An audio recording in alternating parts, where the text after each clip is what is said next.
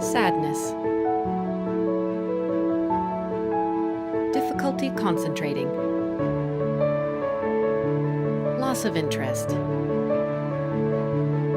Depression can be treated. The first step is talking.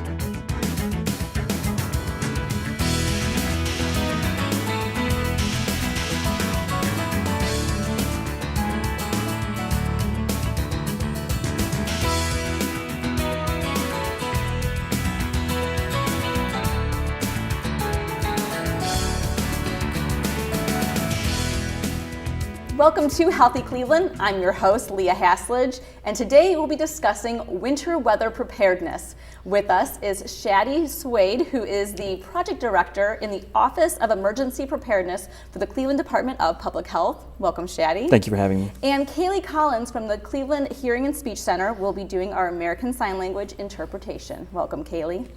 So, it's that time of the year again. I mean, we've gotten pretty lucky so far, but we know that the temperatures are going to be dropping once more and getting even colder, and the snow is going to be falling like crazy. So what can we do to begin with to prepare our home? Absolutely. So as you said, winter is coming. Getting ready for winter in your home means a lot of different things to a lot of different people, but there are a lot of standard things that everyone can do to prepare your home.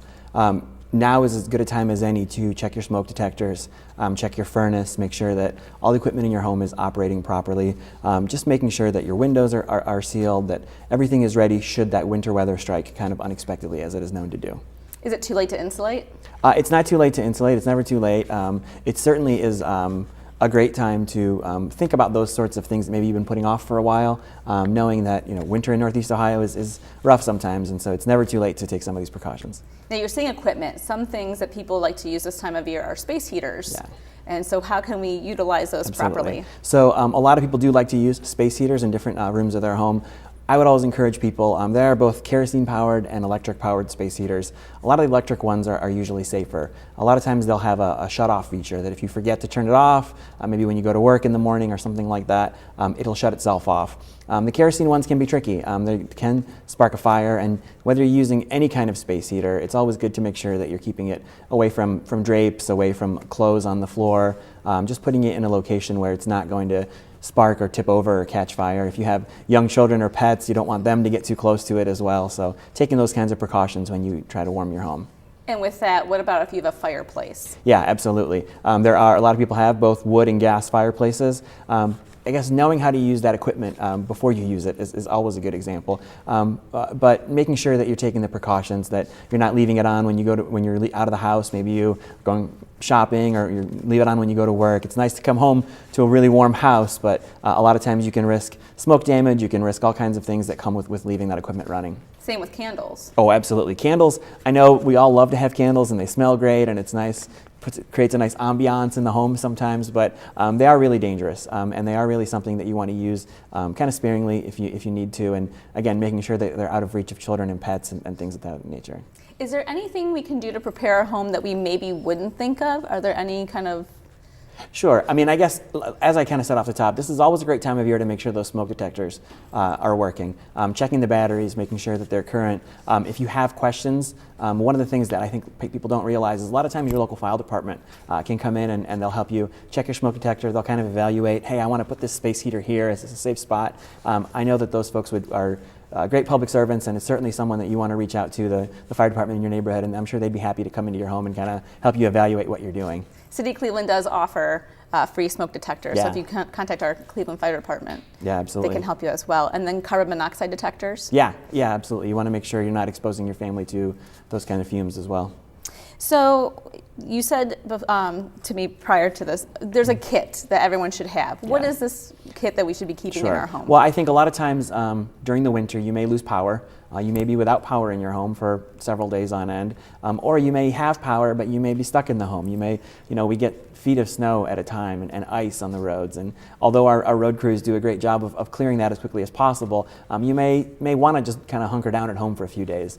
And so it's really good to have things in the home that, should you not be able to get out for a few days, you can survive. The kit kind of begins with non-perishable food items. Things like crackers and peanut butter and canned food, things that if you didn't have power or if you couldn't get out to get food, that you could subside on for a few days. Another great thing to have in your kit are blankets and sleeping bags. If you do end up without power and you want to stay warm, that's another great way to kind of snuggle up with the family. If you have children or if you have pets, or you want to be aware of any special needs that they may have, special foods for your pet, or if you have babies that maybe use formula, making sure you're stocked up on formula, bottled water, flashlights, all the things you kind of traditionally hear in an emergency kit.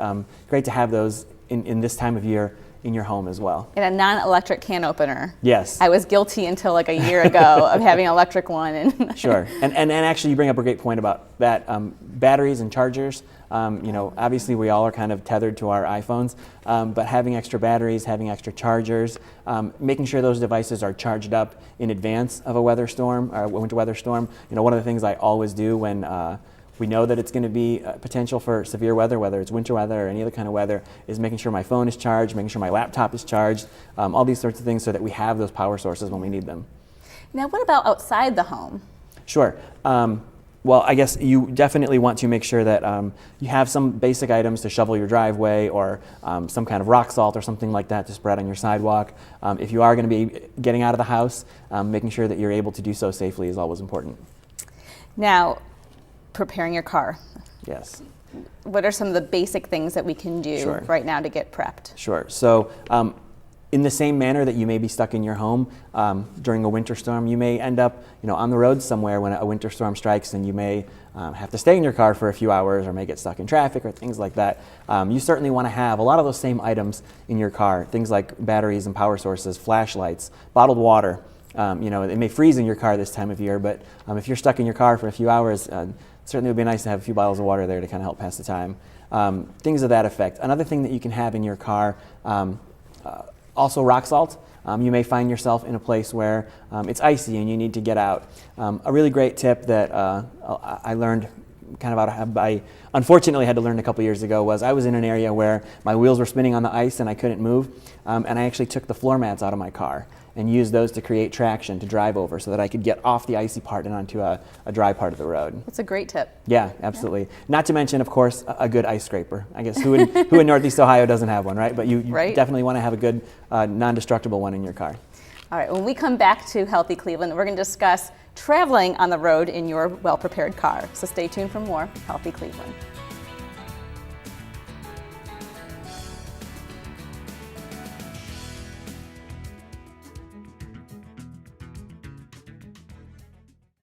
One in 6 seniors faces the threat of hunger, and millions more live in isolation. America, let's do lunch. Drop off a hot meal and say a quick hello. Volunteer for Meals on Wheels by donating your lunch break at americaletsdolunch.org.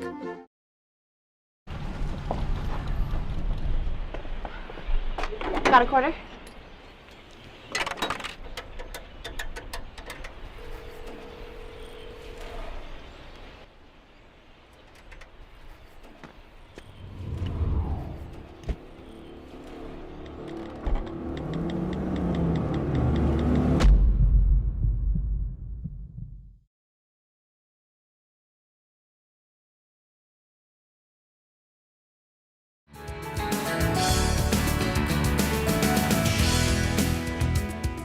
Welcome back to Healthy Cleveland. I'm Leah Haslage, and we're discussing winter weather preparedness. With us is Shadi Swade from the Cleveland Department of Public Health's Office of Emergency Preparedness, and Kaylee Collins from Cleveland Hearing and Speech is performing our American Sign Language interpretation.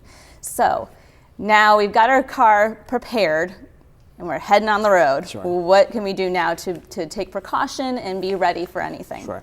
I would say that the first thing you want to do any morning, no matter where you're going, is to take a look at that forecast, especially in Northeast Ohio. We have kind of that east side, west side divide, and we have lake effect, and a lot of times the weather can be very different in one part of the city than it is in another part of the city. My job takes me oftentimes anywhere from Elyria to Ashtabula, and so driving those roads in between, making sure that you know where you're getting into. If it's going to be snowing in an area where you're not, where you don't live, and making sure you're just kind of knowing what you're getting yourself into. And with traveling, you had said earlier with preparing your car, you can make sure you have a scraper and Yeah. salt. Anything else besides the Yeah, weather? and I guess that? knowing the roads as well too.